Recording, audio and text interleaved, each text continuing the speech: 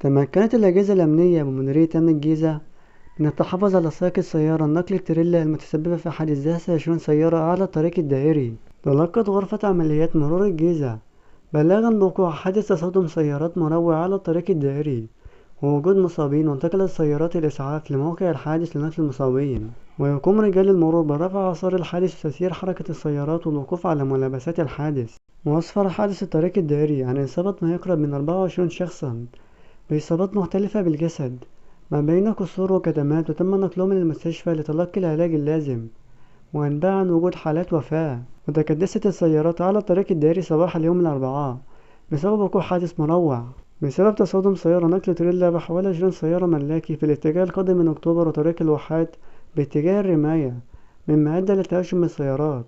ويقوم رجال المرور بسحب الكثافات وتسيير حركة السيارات. ولحد هنا نكون وصلنا للفيديو. ما تنساش تشترك وتفعل زر الجرس وتعمل لايك للفيديو يوصلك كل جديد. والسلام عليكم ورحمة الله وبركاته.